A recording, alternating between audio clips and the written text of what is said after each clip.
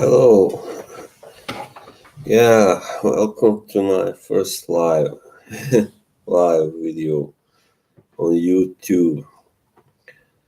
Yeah, well, I don't know how many visitors I will get, but anyway, um, I just wanted to talk about last night's boxing. Yeah, it was a really good boxing weekend we had. And first of all, a few words about the fight between Alexander Gvozdyk and Adonis Stevenson. Yeah. Hmm. Well, I predicted it went almost exactly as I predicted. Yeah.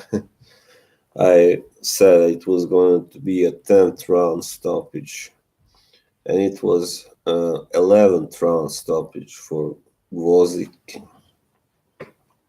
Um, Yeah, I kind of expected. Since Stevenson now is, he's already 41 and he hasn't really been so very active. And in his last fight, I think he might have gotten a gift against Badu Jack. So, and while Badu Jack is a world class fighter, I think Gvozdyk, he doesn't have the same power as Alexander Gvozdyk. So I thought, it would be fair to expect Gvozdyk being able to stop him eventually, and he did. What else to say? It was a fairly competitive fight early on, I guess, but eventually it was all about Gvozdyk and his youth and power and all that. Height just became too much for Adonis Stevenson, like I expected or predicted. Yeah. What's this? Is there somebody watching? Perhaps. Uh, so yeah.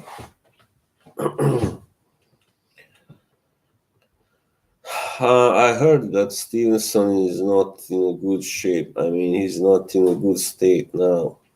Apparently, he's in intensive care. I think he should have called it quits after the last fight against Jack, most likely. But I guess he thought that he could pull it off one more time at least. Yeah, fighters have a hard time knowing when they are done, of course. Yeah. Then it was Jared Hurd who beat Jason Wellborn in 4 rounds. It was a body shot that knocked out Wellborn. I knew that he didn't really have a chance, this guy Wellborn. So I mean, he's more like European level fighter, and Hurd is now the best, I think, super welterweight today, right now. Yeah, I hope now that, and of course, Charlo was in the ring after the fight, and he called out Hurd. And I hope that fight is going to be made soon. Yeah, it's gonna be a real barn burner, I think, a thriller. But there is just something suspicious about Charlo, about the way he just seemed to gain power. For most of his career until only perhaps a couple years ago, he won by decision always almost. I mean, in all the higher profile fights, but uh, now suddenly he started. He knocks out like Erickson Lubin in one round. What was that? I just don't. I think this guy may be on something. Like I don't know what. Because rarely has anyone ever just increased their power without gaining going up in weight class like that. It's really really dramatic increase in power. Yeah.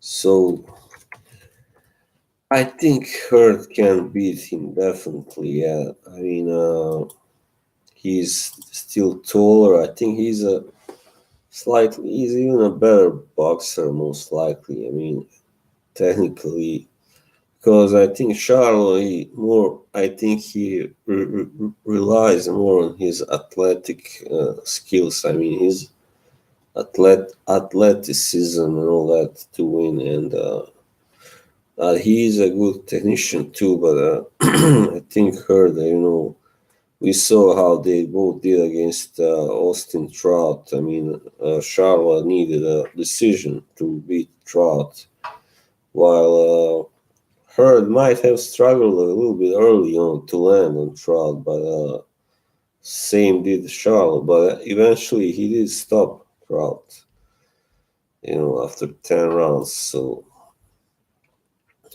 yeah, that's gonna be a really interesting fight.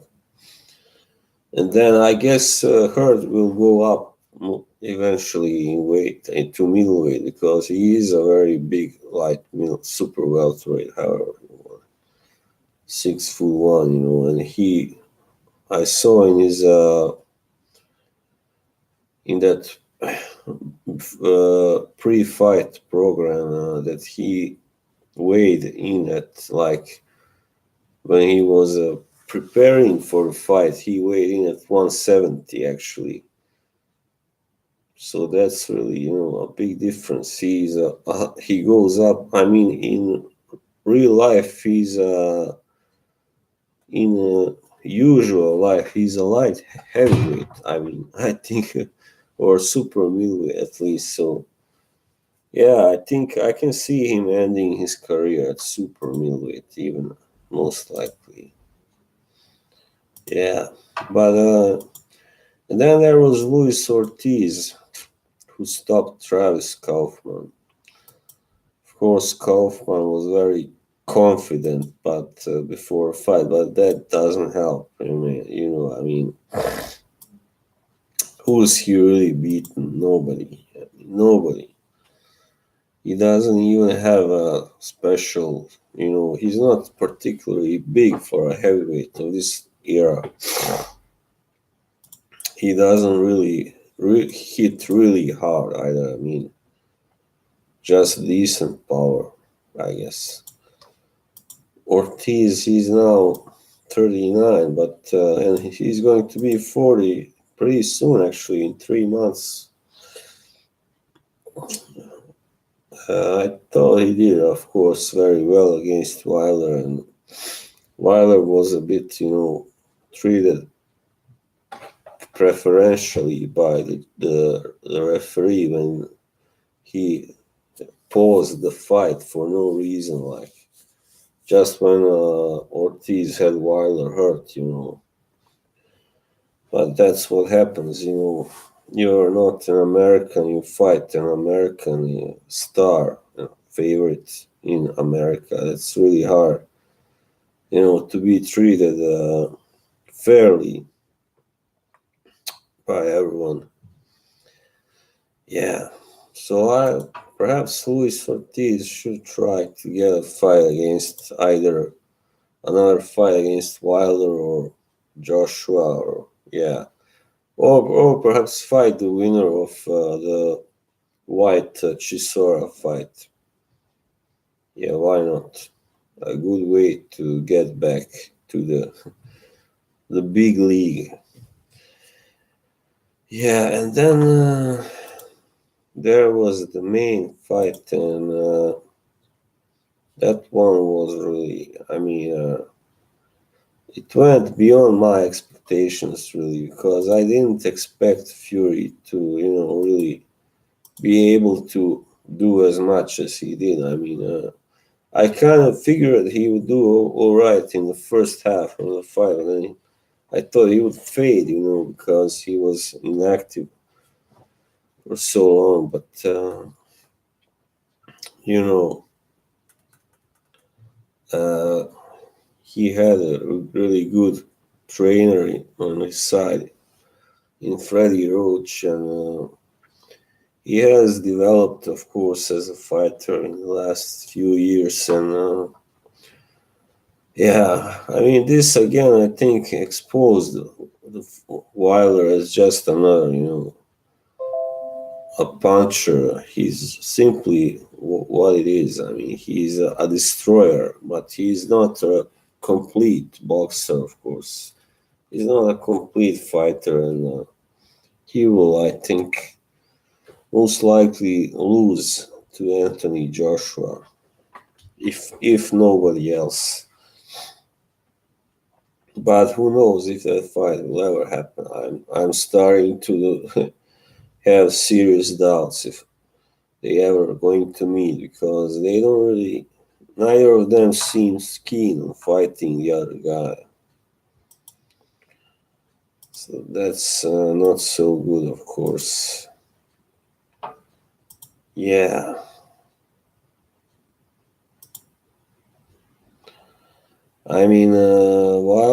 Fury, he was really, he kind of gave Wilder a boxing lesson. He was down twice, of course, but he got up. He is very, very tough guy, of course, and I think I see now those riders who said that Fury took all those shots from Klitschko. They were right, of course, and because this guy really can take a good punch. Yeah.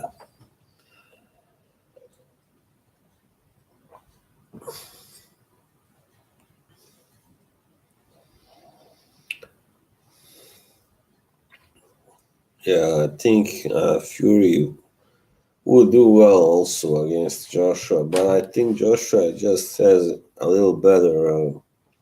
He's just a little better boxer technically, and you have to be a little smaller and nimbler guy like Parker to really confuse him, like Fury confused Wilder last night for most of the fight anyway. Well, whether it was a fair decision, I don't know. Perhaps I'd give it to Fury. Yeah, most likely. But he was down twice, and they're fighting in America, so that's how it goes. Anyway, we saw that Wilder is not really what he himself claims to be, like this unbeatable, machine, knockout machine. He is only that against second-rate fighters, or fighters who are not in shape, like Stivern was like. Yeah, so that yeah, those were the fights, and we can only hope that there will be more such heavyweight matchups and other matchups, of course, but especially heavyweight, because there haven't been so many great heavyweight matchups lately. Last year we had Joshua versus Klitschko, and yeah, that was that. Okay, well, I think I said my piece now. So bye bye. Thanks. I see I now got a like. Thanks. Whoever it is. There's always one person liking all my boxing videos. Thank you.